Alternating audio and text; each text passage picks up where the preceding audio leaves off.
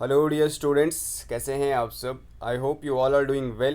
तो फाइनली आज से हमारा जो साइंस कंपोनेंट है वो स्टार्ट हो जाएगा for different exams, specially for forester exam.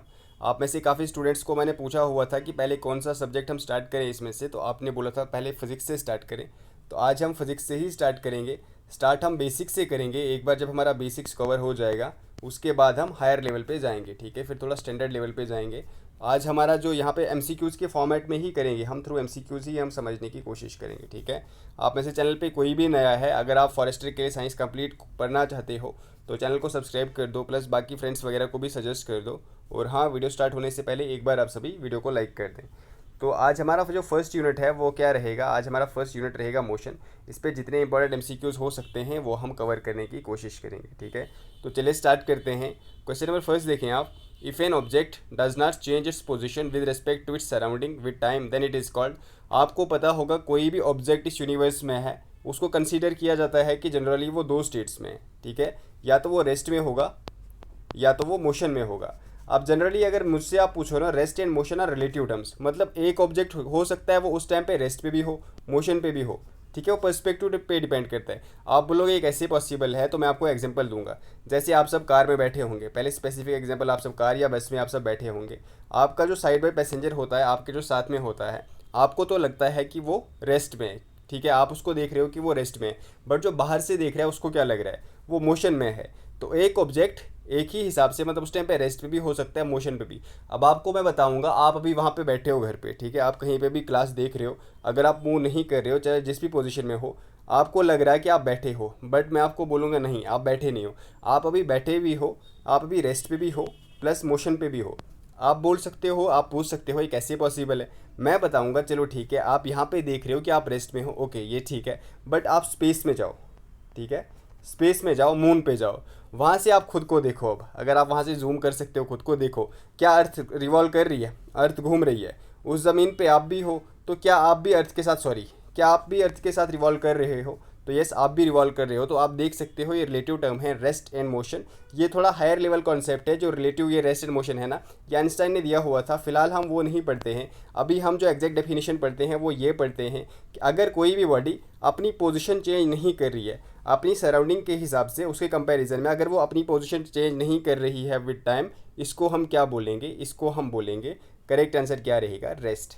अगर वो पोजीशन चेंज कर रही है, मतलब मान लो ये सराउंडिंग है, ठीक है, मतलब मान लो ये कोई बिल्डिंग है, ठीक है, या यहाँ पे दूसरी बिल्डिंग है, कोई ऑब्जेक्ट पहले यहाँ पे था, अब भी अगर वो यहीं पे है तो वो रेस्ट पे माना जाएगा। बट अगर कोई ऑब्जेक्ट यहाँ पे था, हमने देखा 5 मिनट के बाद ये ऑब्जेक्ट चल के यहाँ पहुँचा, तो क्या ये ऑब्जेक्ट रेस्ट पे है, नहीं, ये चल रहा है, तो ये अब मोशन में है। अगर उसने अपनी पोजीशन चेंज की with respect to its surrounding with time, तो इसको बोलेंगे हम मोशन में। अगर इसने अपनी पोजीशन नहीं चेंज की with respect to surrounding, with respect to its surrounding as well as with time, हम बोलेंगे the object is at rest. Correct answer क्या रहेगा क्वेश्चन नंबर फर्स्ट का, रेस्ट। वैसे ही मैंने आपको मोशन बता दिया, कब होगा मोशन, जब वो अपनी पोजीशन चेंज करेगा with respect to its surrounding with time, ठीक है। चलिए क्वेश्चन नंबर 2 देखें। इफ़ अ पार्टिकल मूव्स, अब हम यहाँ पे मोशन की बात करें, अगर कोई पार्टिकल मोशन में है, तो अगर वो स्ट्रेट लाइन में मोशन कर रहा है, उस मोशन को हम क्या बोलेंगे, sorry it's not straight line, straight line में अगर वो मोशन कर रहा है, मतलब कि मान लो या तो एक्स एक्सिस पे ही मोशन कर रहा है, तो उस मोशन को हम क्या बोलेंगे। अगर वो स्ट्रेट लाइन पे मोशन कर रहा है, मतलब मान लो एक कार है, ठीक है, एक कार एक स्ट्रेट रोड से जा रही है, तो वो किस लाइन पे मोशन कर रही है, तो वो रेक्टिलिनियर मोशन, उसको हम क्या बोलेंगे। अगर वो स्ट्रेट लाइन फॉलो कर रही है, स्ट्रेट पाथ फॉलो कर रही है, खाली एक्स एक्सिस पे चल रही है, तो उसको हम क्या बोलेंगे, उसको हम रेक्टिलिनियर या फिर ट्रांसलेटरी मोशन बोलेंगे। याद रखना है, अगर वो ऐसे ऐसे चल रही है, ऐसे ऐसे, ठीक है, ऐसे ऐसे ऐसे ऐसे घूम के चल रही है, ये कौन सा मोशन है। वेव्स वगैरह देखी होंगी, कभी कभी ऐसा बनता है, ये कौन सा मोशन है, इट इज़ सर्कुलर मोशन। अगर वो किसी फिक्स एक्सिस, मतलब ये कोई फिक्स पॉइंट है, इसके रिवॉल्व ही घूम रही है, ठीक है, बस इसके रिवॉल्व एक ही पॉइंट पे घूम रही है, ये एक पॉइंट नहीं बना पा रहा हूँ, मतलब ऐसे एक ही सर्कल पे घूम रही है, ये फिक्स पॉइंट है, इसके आसपास ही, जैसे आपने फ़ैन देखा होगा, ठीक है, एक ही पॉइंट के आसपास घूमता है ये, ठीक, कंटिन्यू घूम रहा है, कंटिन्यू घूम रहा है, ये कौन सा मोशन है, तो इट इज़ रोटेटरी मोशन। अगर वो टू एंड फ्रो घूम रहा है, मतलब ऐसे ऐसे घूम रहा है, ठीक है, ऐसे ऐसे घूम रहा है, इसको कौन सा मोशन हम बोलेंगे। देखो घूम तो रहा है ना, ऐसे ऐसे घूम रहा है, to and fro, back and forth घूम रहा है, ये कौन सा मोशन है, ऑसिलेटरी मोशन। एक चीज़ याद रखना, अगर ऑसिलेटरी मोशन की जो एम्पलीट्यूड है ना, जो लेंथ है, पाथ लेंथ है, बहुत छोटा है, अगर ये बहुत छोटा, बस इतना सा है, ठीक है, जैसे आपने पेंडुलम वगैरह देखा होगा, इसको हम क्या बोलेंगे, इसको हम बोलेंगे वाइब्रेटरी मोशन। ठीक है, अगर ऑसिलेटरी मोशन जो है उसका पॉइंट बहुत कम है तो उसको हम क्या बोलेंगे, उसको हम बोलेंगे वाइब्रेटरी मोशन। ये चीज़ आपको ध्यान रखनी है। ठीक है, और जो पाथ फॉलो करता है ना, इसको हम क्या बोलते हैं, इस पाथ को हम बोलते हैं एम्पलीट्यूड। अगर एम्पलीट्यूड बड़ा है तो बोलेंगे ऑसिलेटरी मोशन, अगर एम्पलीट्यूड बहुत छोटा है तो बोलेंगे वाइब्रेटरी मोशन। आई होप आपको समझ आ गई होगी मोशन कितने टाइप का है। तो अगर स्ट्रेट लाइन पे फॉलो कर रहा है इट इज़ रेक्टिलिनियर मोशन, अगर वो ऐसे ऐसे सर्कल में फॉलो कर रहा है बट एक फिक्स पॉइंट के आसपास नहीं घूम रहा है, इसको बोलेंगे हम सर्कुलर मोशन। अगर वो किसी एक फिक्स पॉइंट के आसपास ही रोटेट कर रहा है तो बोलेंगे रोटेटरी मोशन। अगर वो टू एंड फ्रो घूम रहा है बोलेंगे ऑसिलेटरी मोशन। अगर उसका एम्पलीट्यूड बिल्कुल छोटा है तो क्या बोलेंगे हम, it is known as vibratory motion. ठीक है, these are some types of motion. Next is on the basis of dimension. Dimension के हिसाब से जो मोशन है कितने टाइप का है, 1 2 3 या फिर 4, आपको पता होगा। On the basis of dimension it is of 3 types. ठीक है, कितने टाइप का है, 3 टाइप्स। 1 डायमेंशन मोशन, अगर वो एक्स एक्सिस पे ही चल रहा है, स्ट्रेट लाइन पे चल रहा है, 1 डायमेंशन मोशन। अगर motion X axis as well as Y axis पे हो रहा है बोलेंगे 2 डायमेंशन मोशन। अगर वो एक्स एक्सिस पे भी हो रहा है, वाई एक्सिस पे भी हो रहा है, जेड एक्सिस पे भी हो रहा है तो बोलेंगे 3 डायमेंशनल मोशन। चलिए, A fixed point or fixed object with respect to which the given body changes its position is known as। अब मैंने आपको फर्स्ट क्वेश्चन में ही बताया, एक फिक्स पॉइंट हम लेंगे, ठीक है, इसकी सराउंडिंग लेंगे, उसके हिसाब से कोई ऑब्जेक्ट जो मूव करता है, अपनी पोजीशन चेंज करता है, इस फिक्स पॉइंट को हम क्या बोलते हैं, तो इस फिक्स पॉइंट को हम बोलते हैं रेफरेंस पॉइंट या फिर ओरिजिन। जहाँ से कोई ऑब्जेक्ट चलना स्टार्ट हो गया, ठीक है, ये ऑब्जेक्ट हो गया हमारा, जहाँ से ये चलना स्टार्ट हो गया कि इस सराउंडिंग के कंपैरिजन में इसने कहाँ मूव किया, इसको हम क्या बोलते हैं, इसको हम रेफरेंस पॉइंट बोलते हैं या फिर ओरिजिन बोलते हैं। ठीक है, तो हमारा आंसर आएगा बोथ 1 एंड 2। पोजीशन क्या होता है, अब इस ऑब्जेक्ट की जो भी पोजीशन होगी ना with respect to its surrounding या फिर with respect to reference point और ओरिजिन, इसको हम पोजीशन बोलते हैं। अगर अभी वो यहाँ पे है तो इसकी पोजीशन यहीं पे रहेगी। ठीक है, यहाँ पे अगर पहुँचा तो ये पोजीशन इसकी रहेगी, अगर अभी वो यहाँ पे पहुँचा है तो ये इसकी पोजीशन रहेगी। चलिए, question number 5, the actual length of path covered by a moving body irrespective of direction. अब यहाँ पे आपको ध्यान देना है इररिस्पेक्टिव ऑफ डायरेक्शन, यहाँ पे हम डायरेक्शन का वो नहीं ले रहे, इज नोन एज जो एक्चुअल लेंथ फॉलो की है किसी भी पार्टिकल ने। अब अगर कोई पार्टिकल मूव कर रहा है तो कहीं तो जाएगा ना, ये कहीं तो जाएगा, तो जहाँ पे ये जा रहा है अगर वहाँ पे डायरेक्शन का हम कंसेप्ट नहीं लेंगे तो उसको हम क्या बोलेंगे, इसको हम डिस्टेंस बोलेंगे। ठीक है, मतलब अब मान लो यहाँ चला, ये यहाँ चला, यहाँ चला, जो पूरा पाथ इसने फॉलो किया ना, मतलब मान लो ये रेफरेंस ओरिजिन था इसका, यहाँ से चलते चलते पहले यहाँ गया 5 किलोमीटर, फिर यहाँ गया 3 किलोमीटर, फिर यहाँ पे आया 10 किलोमीटर, तो टोटल जितना भी इसने पाथ फॉलो किया इसको हम क्या बोलेंगे, इसको हम डिस्टेंस बोलेंगे। कितना चला ये, 5 और 3 कितना होता है, 8, 8 और 10, 18 किलोमीटर चला ये। ठीक है, ये पूरा क्या है विद रेस्पेक्ट टू इस डायरेक्शन, मतलब यहाँ पे डायरेक्शन का कॉन्सेप्ट नहीं लिया जाएगा, इसको हम क्या बोलेंगे, इसको हम डिस्टेंस बोलेंगे। द शॉर्टेस्ट डिस्टेंस, अब देखो जो डिस्टेंस होता है, मान लो आपने ए से जाना, ये ए पॉइंट है, ये बी पॉइंट है, यहाँ पे जाने के कितने रास्ते हैं, एक तो ये रास्ता हो सकता है, ठीक है, सीधे स्ट्रेट रास्ता हो सकता है, एक आप ऐसे भी जा सकते हो घूम के, एक आप ऐसे भी जा सकते हो, एक आप ऐसे ऐसे ऐसे ऐसे घूम के ऐसे भी जा सकते हो। ठीक है, बहुत सारे अनेक रास्ते हैं, किसी भी तरीके से आप जा सकते हो। ठीक है, अगर ये वाला आपने फॉलो किया, ये वाला, तो ये तो सबसे ज़्यादा डिस्टेंस है। ठीक है, सबसे लंबा रास्ता यही है, इससे भी लंबा होगा, बट यहाँ पे जो मैं बोल रहा हूँ कि इन 3 में से सबसे लंबा ये वाला है। सबसे शॉर्टेस्ट कौन सा है, सबसे शॉर्टेस्ट सीधे स्ट्रेट लाइन। ठीक है, जो शॉर्टेस्ट डिस्टेंस होगा ना वो और ऑलवेज स्ट्रेट लाइन होगी। जो शॉर्टेस्ट डिस्टेंस होता है उसको हम क्या बोलते हैं, उसको हम डिस्प्लेसमेंट बोलते हैं। याद रखना, it is the shortest distance, एक पॉइंट से दूसरे पॉइंट के बीच में जो शॉर्टेस्ट डिस्टेंस है उसको हम क्या बोलेंगे, उसको हम डिस्प्लेसमेंट बोलेंगे। इस चीज़ का आपको ध्यान रखना है, वही यहाँ पे पूछा गया है। The shortest distance between the initial position and the final position is known as displacement. क्या बोलेंगे हम, डिस्प्लेसमेंट। अब देखो यहाँ पे एक पार्टिकल है, यहाँ पे देखना, ध्यान रखना, पोजीशन का कॉन्सेप्ट है यहाँ पे। पहले वो यहाँ से यहाँ तक गया, ठीक है, यहाँ तक गया, मान लो ये 5 किलोमीटर है।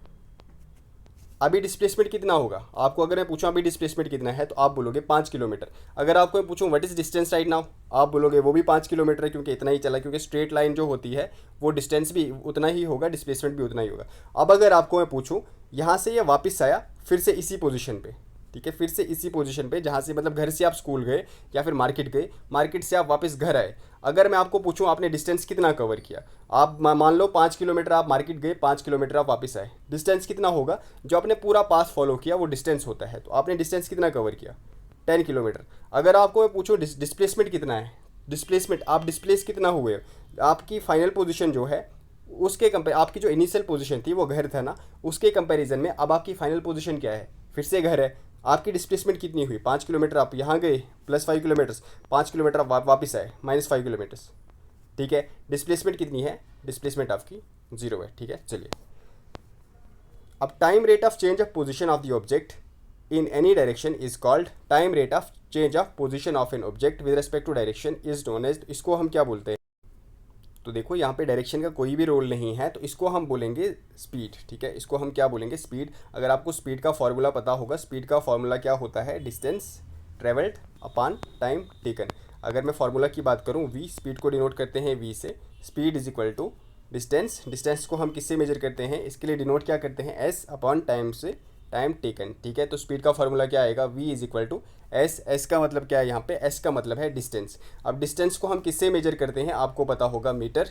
ठीक है, टाइम को किससे मेजर करते हैं, तो सेकंड। तो अगर आपको बताऊं इसका ये क्या आएगा, यूनिट क्या आएगा, तो मीटर पर सेकंड इसका ऐसा यूनिट आएगा। ठीक है, which among the following is या आर टाइप्स ऑफ स्पीड। अब स्पीड इसमें से कौन कौन सी टाइप है स्पीड की, यूनिफॉर्म स्पीड और कॉन्स्टेंट स्पीड। अब मान लो आप 5 मीटर चले, मतलब मान लो यहाँ से यहाँ तक 5 मीटर है। ठीक है, 5 मीटर है, आप 1 सेकंड में चले, 1 सेकंड में चले। ठीक है, फिर से यहाँ 5 मीटर है, आप फिर से 1 सेकंड में चले, यहाँ से यहाँ 5 मीटर है, आप 1 सेकंड में चले। इसको हम क्या बोलेंगे, इसको हम बोलेंगे यूनिफॉर्म और कांस्टेंट स्पीड। इसका मतलब है आपने इक्वल डिस्टेंस ट्रेवल किया है इन इक्वल इंटरवल ऑफ टाइम। ठीक है, 1 सेकंड में आप 5 मीटर चले, दूसरे सेकंड में भी आप 5 मीटर चले, तीसरे सेकंड में भी आप 5 मीटर चले। इसको हम क्या बोलेंगे, इसको बोलेंगे हम यूनिफॉर्म स्पीड और कांस्टेंट स्पीड। ठीक है, याद रखना, अगर आपने इक्वल डिस्टेंस कवर किया in equal interval of time, it is known as uniform और कांस्टेंट स्पीड। अगर आपने अनइक्वल डिस्टेंस कवर किया, ठीक है, ये मान लो यही वो सेम लाइन है। ठीक है, फर्स्ट सेकंड में आप कितना गए, 5 मीटर, नेक्स्ट सेकंड में आप गए 3 मीटर ओनली, नेक्स्ट सेकंड में आप गए 7 मीटर।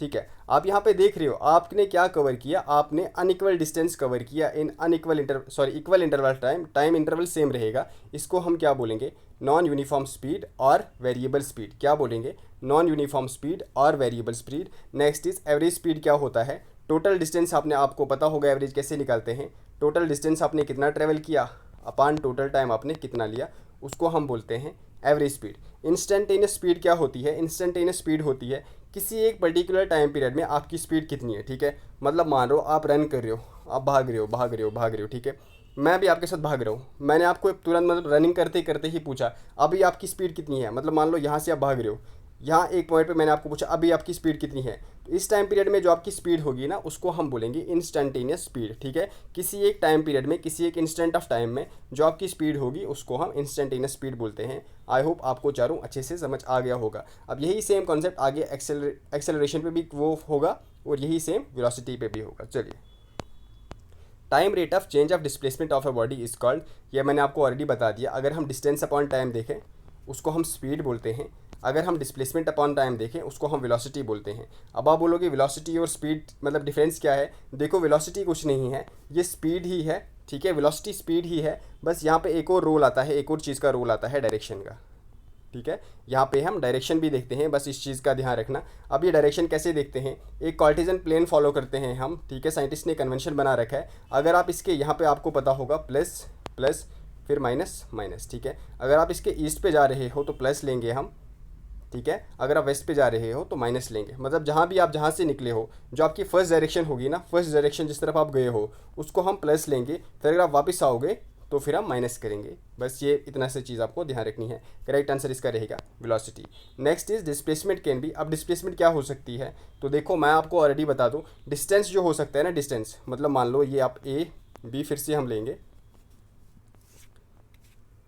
ठीक है, बहुत सारे फॉलो करने हैं आपने रूट्स। ठीक है, मैंने आपको बताया जो शॉर्टेस्ट डिस्टेंस होगा वही डिस्प्लेसमेंट होगा। या तो आप घर पे बैठे हो अब, ठीक है, अगर आप घर पे बैठे हो आपका डिस्टेंस कितना होगा, आप कहीं भी नहीं निकले, डिस्टेंस 0 होगा। ठीक है, डिस्टेंस 0 होगा। बट अगर आप चलना स्टार्ट किए, चाहे आपने शॉर्टेस्ट पाथ फॉलो किया, चाहे आप यहाँ से गए, यहाँ से फिर वापस आए, आप चले ही हो ना, कुछ तो आप चले हो। ठीक है, यहाँ से मतलब मान लो यहाँ आप गए 10 किलोमीटर, यहाँ से अब आप इसी रास्ते वापस आए फिर से 10 किलोमीटर, टोटल डिस्टेंस आपने कितना कवर किया, 20 किलोमीटर्स। ठीक है, टोटल डिस्टेंस कितना कवर किया, 20 किलोमीटर्स। तो डिस्टेंस कैन बी जीरो और it can be positive but distance can never B negative. इस चीज़ का आपको ध्यान रखना है। डिस्प्लेसमेंट, अब आप यहाँ से गए ए से बी तक गए, मान लो आपने ये वाला, क्योंकि आपने यही करना है, डिस्प्लेसमेंट में यही आएगा। क्या ये वाला पाथ आएगा? ये वाला पाथ आएगा लंबा वाला? ये नहीं आएगा। जो शॉर्टेस्ट पाथ है ना, ये एक स्ट्रेट लाइन ही होगी, सिर्फ यही, इसी को हम डिस्प्लेसमेंट बोलेंगे। यहाँ से यहाँ गए आप 5 किलोमीटर, ठीक है, यहाँ से यहाँ गए आप 5 किलोमीटर, इसको हम प्लस लेंगे, इसको हम माइनस लेंगे, मैंने आपको ऑलरेडी बताया। अगर आप पॉइंट ऑफ ओरिजिन से पीछे की तरफ चले गए तो इसको भी हम 5 लेंगे, ठीक है। तो yes, distance can be positive, distance can be negative, displacement can B zero, ठीक है, याद रखना। Displacement can be positive, displacement can B negative और डिस्प्लेसमेंट कैन बी जीरो। हमारा आंसर आएगा all of these. Choose correct, यहाँ पे पूछा गया है चूज़ करेक्ट, इसमें से करेक्ट कौन सा है? Distance is always greater than और equal to displacement but it can never be less than displacement, ठीक है, मैंने आपको ऑलरेडी बता दिया। डिस्टेंस, हर एक जगह मैं आपको एग्जांपल दे रहा हूँ क्योंकि न्यूमेरिकल भी आगे करने हैं हमने, आपको अच्छे से ध्यान रखना है। देखो, जो डिस्टेंस है यहाँ पे, डिस्टेंस क्या है? यही डिस्टेंस है, यही डिस्प्लेसमेंट है, मतलब कि distance is equal to displacement, ठीक है। ये डिस्टेंस तो है बट ये डिस्प्लेसमेंट नहीं है। तो देखो, distance is always greater then, distance जो होगा या तो हमेशा डिस्प्लेसमेंट से ज़्यादा होगा या फिर इक्वल होगा। इक्वल किस केस में होगा? जहाँ पे जो डिस्टेंस है वो स्ट्रेट लाइन है, जहाँ पे मतलब ए से बी अगर आप गए हो, आप सीधे फ्लैट एक ही स्ट्रेट लाइन पे गए हो, वहाँ पे distance will be equal to displacement but it can never be less than displacement. Yes, this one is correct, ठीक है, पहला हमारा करेक्ट होगा। चलो दूसरे ऑप्शंस भी देखते हैं। डिस्टेंस कैन बी पॉजिटिव और नेगेटिव, गलत, मैंने आपको बोला है डिस्टेंस कैन बी पॉजिटिव और जीरो, ठीक है, but it can never B negative. Speed is always less than और इक्वल टू वेलोसिटी, ये भी गलत। Speed is always greater than और इक्वल टू वेलोसिटी, ठीक है। कब यह बराबर होगी वेलोसिटी के? जब डिस्टेंस जो है इज इक्वल टू डिस्प्लेसमेंट, मतलब कि जो डिस्टेंस जो हम चल रहे हैं वो किस पे चल रहे हैं, तो वो हम एक स्ट्रेट लाइन पे चल रहे हैं, उसी time speed is always equal to velocity. Velocity can be positive और negative but never be zero, no. अगर displacement can be positive, negative और जीरो, तो इसका मतलब है velocity can also be positive, negative और जीरो, ये भी गलत है। तो हमारा करेक्ट आंसर रहेगा 1, ठीक है। चलिए, which among the following is the type of velocity, मैंने आपको ऑलरेडी बता दिया, वही स्पीड का ही कंसेप्ट है। Uniform velocity, equal velocity in equal intervals of time, non uniform, unequal velocity in equal intervals of time, average velocity, total velocity upon total time taken, instantaneous velocity. Velocity हम किसी एक time period पे देखेंगे, उसको हम बोलेंगे instantaneous velocity. तो हमारा आंसर आएगा ऑल ऑफ दीज। वैसे ये मैंने आपको ऑलरेडी अच्छे से समझा, यही यहाँ पे भी अप्लाई होगा। If a body is moving in a straight line, अगर कोई बॉडी मूव कर रही है स्ट्रेट लाइन पे, then the magnitude of it speed will be, जो मैग्नीट्यूड होगा इसका स्पीड का वो कितना होगा? Greater than velocity, equal to velocity, less than velocity, can't be determined. अगर स्ट्रेट लाइन पे कोई भी ऑब्जेक्ट मूव कर रहा है तो distance is equal to displacement, distance is equal to displacement, speed will be equal to velocity, ठीक है। हमारा आंसर क्या आएगा? Then the magnitude of it speed will be equal to velocity, ठीक है। चलिए, आई होप आपको अब समझ आ गया होगा क्यों इक्वल टू वेलोसिटी है। Velocity of an object with respect to another is known as, velocity किसी एक ऑब्जेक्ट की with respect to another object, ठीक है। इसका क्या मतलब हुआ? मान लो एक कार चल रही है, ठीक है, दूसरी भी एक कार चल रही है, ये 40 किलोमीटर की स्पीड से चल रही है, 50 किलोमीटर की स्पीड से चल रही है। तो यहाँ पे पूछा गया है कि जो एक कार है इसकी वेलोसिटी इसके कंपैरिजन में कितनी है, उसको हम बोलते हैं, क्या बोलते हैं उसको हम बोलते हैं रिलेटिव वेलोसिटी। क्या बोलते हैं उसको? एक कार या फिर एक ऑब्जेक्ट की वेलोसिटी उसके दूसरे ऑब्जेक्ट की वेलोसिटी के कंपैरिजन में कितनी है, उसको हम क्या बोलेंगे? Relative velocity. अब रिलेटिव वेलोसिटी के आपने दो छोटे छोटे कॉन्सेप्ट्स याद रखने हैं। अगर तो दो ऑब्जेक्ट्स, ठीक है, अगर दो ऑब्जेक्ट्स एक ही डायरेक्शन में मूव कर रहे हैं, मान लो ये 40 किलोमीटर की स्पीड से कर रहा है, ये 50 किलोमीटर की स्पीड से कर रहा है, ठीक है। यहाँ पे रिलेटिव वेलोसिटी कितनी आएगी? तो यहाँ पे relative velocity V A B का मतलब है relative velocity of A B is equal to relative velocity, क्योंकि एक ही डायरेक्शन में मूव कर रहा है। अगर ये 50 की स्पीड से कर रहा है, ये 40 की स्पीड से कर रहा है, तो इसकी स्पीड से 50 माइनस 40, रिलेटिव वेलोसिटी कितनी आएगी? मतलब मान लो ये ए है, ये बी है, रिलेटिव वेलोसिटी कितनी आएगी ए की? 10 किलोमीटर ज़्यादा है, ठीक है। कितनी है? 10 किलोमीटर ज़्यादा है। अगर हम बी की बात करें तो -10 किलोमीटर कम है एज़ कम्पेयर टू ए, ठीक है। अगर ये अपोजिट डायरेक्शन में मूव कर रहे हैं, ठीक है, मान लो ये 50 किलोमीटर इधर जा रहा है, ये कार 50 किलोमीटर इधर जा रही है, यहाँ पे रिलेटिव वेलोसिटी कितनी आएगी?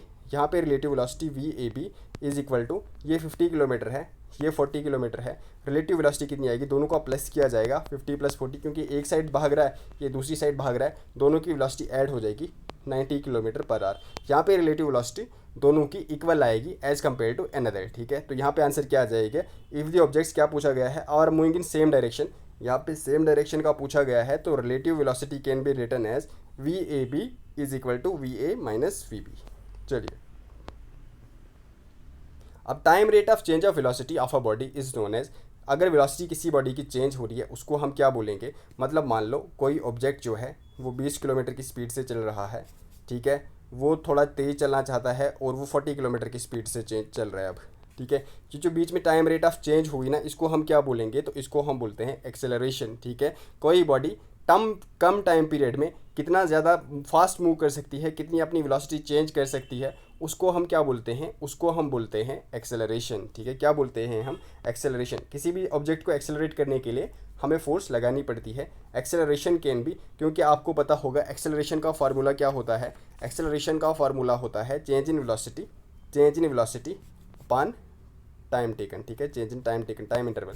अगर यहाँ पे वेलोसिटी की बात करें हम, velocity can be positive, negative और ज़ीरो। इसका ये मतलब हुआ acceleration can be positive, negative और ज़ीरो। हमारा आंसर आएगा ऑल ऑफ दीज। चलिए, negative acceleration is also known as, negative acceleration को और क्या बोलते हैं हम। अब ये कैसे हो सकता है, देखो अगर आप 40 की स्पीड से चल रहे हो, ठीक है, और अब 40 की ही स्पीड से चल रहे हो, आपकी वेलोसिटी क्या है, आपकी एक्सेलरेशन क्या है, इस टाइम पे आपकी एक्सेलरेशन ज़ीरो है, ठीक है। आप 40 की वेलोसिटी से चल रहे हो, 40 की ही वेलोसिटी से आप कंटिन्यू चल रहे हो, तो आपका एक्सेलरेशन ज़ीरो रहेगा। बट मान लो आप 40 की वेलोसिटी से चल रहे हो, आपको स्ट्रेट रोड दिखी, ठीक है, आपने थोड़ा एक्सेलरेट कर दिया, अब 60 की वेलोसिटी से चल गए, यहाँ पे एक्सेलरेशन कितनी हो गई आपकी, यहाँ पे एक्सेलरेशन, अब आप 60 की वेलोसिटी से चल रहे हो, एक्सेलरेशन आपकी 20 बढ़ी, यहाँ पे एक्सेलरेशन आपकी पॉजिटिव हो गई। अब मान लो आगे आपको टोल प्लाजा दिखा या फिर जाम दिखा, कुछ भी दिखा, ट्रैफिक जाम दिख गया, आपने क्या कर दिया, ब्रेक अप्लाई कर दी और अब आप 20 किलोमीटर की स्पीड से आ गए।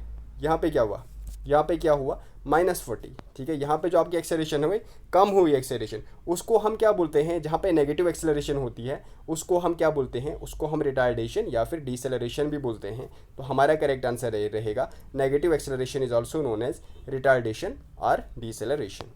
चलिए, which of the following are या इज़ टाइप ऑफ एक्सेलरेशन, इसमें से टाइप ऑफ एक्सेलरेशन कौन सी है। देखो मैंने आपको ऑलरेडी बता दिया, अब यहाँ पे फिर से इसको एक्सप्लेन नहीं करेंगे, बिल्कुल सिंपल है, all of these are types of acceleration.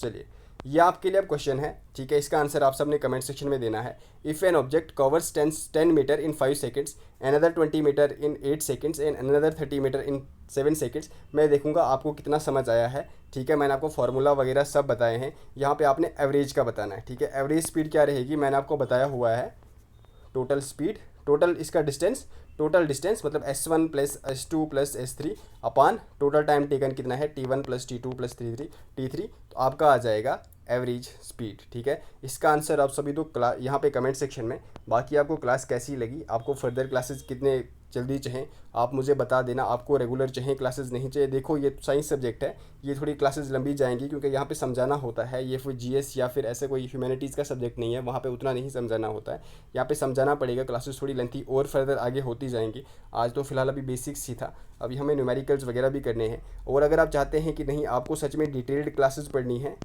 तो वो फिर हम पेड लाएंगे, बट उसके लिए हमें फिर मिनिमम थ्रेशोल्ड ऑफ स्टूडेंट्स चाहिए होगा। फिर आपको पेड बिल्कुल अच्छे से पूरा एक ही गो में पूरा अच्छे से कवर हो जाएगा, कंप्रीहेंसिवली कवर करवा देंगे। बट फॉर दैट हमें एक थ्रेशोल्ड ऑफ स्टूडेंट्स चाहिए। अगर आप चाहते हो कि पेड क्लासेस आएँ, एक बार प्लीज़ आप कमेंट सेक्शन में बता देना। यहाँ तक अगर वीडियो के आए हो, लाइक नहीं किया है, एक बार लाइक कर दो, सब्सक्राइब नहीं किया है सब्सक्राइब कर दो, बाकी सारे फ्रेंड्स वगैरह तक भी शेयर कर दो। और हाँ, टेक केयर एवरीवन, मुझे एक बार फिर से बता देना आप कमेंट सेक्शन में आपको क्लासेस कब कब चाहें, डेली चाहें, आपको क्लासेस कैसी लगी। एंड यस, जो मैंने आपको यहाँ पे दिया हुआ है क्वेश्चन, इसका आंसर प्लीज़ आप सभी कमेंट सेक्शन में बता देना, सो दैट मुझे पता चले कि आपको समझ आ गई है।